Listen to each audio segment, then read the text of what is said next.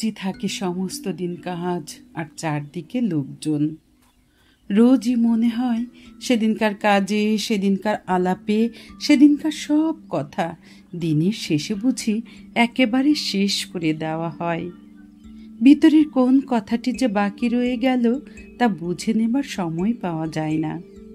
আজ সকালবেলা মেঘের স্তবকে স্তবকে আকাশের বুক ভরে উঠেছে। আজও সমস্ত দিনের কাজ আছে সামনে আর লোক আছে চারদিকে, কিন্তু আজ মনে হচ্ছে ভিতরে যা কিছু আছে বাইরে তা সমস্ত শেষ করে দেওয়া যায় না। মানুষ সমুদ্র পার হলো, পর্বত ডিঙিয়ে গেল, পাতালপুরীতে সিঁধ কেটে মণিমাণিক চুরি করে আনলে, কিন্তু একজনের অন্তরের কথা আরেকজনকে চুকিয়ে দিয়ে ফেলা এ কিছুতেই পারলে না। আজ মেঘলা দিনের সকালে সেই আমার বন্দি কথাটাই মনের মধ্যে পাখা ঝাপটে মরছে। ভিতরে মানুষ বলছে, আমার চিরদিনের সে আরেকজনটি কোথায়, যে আমার হৃদয়ের শ্রাবণ মেঘকে ফতুর করে তার সকল বৃষ্টি কেড়ে নেবে।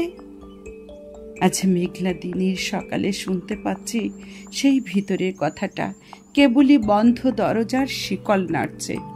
ভাবছি কি করি, কে আছে যার ডাকে কাজের বেড়া ডিঙিয়ে এক্ষুনি আমার বাণী সুরের প্রদীপ হাতে বিশ্বের অভিসারে বেরিয়ে পড়বে?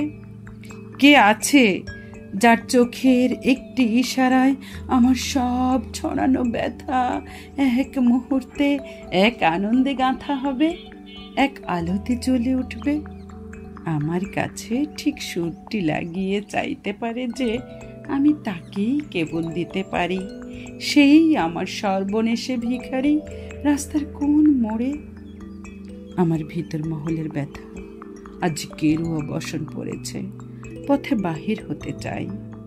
সকল কাজের বাহিরের পথে, যে পথ একটি মাত্র সরল তারের এক তারার মতো কোন মনের মানুষের চলায় চলায় বাঁধছে।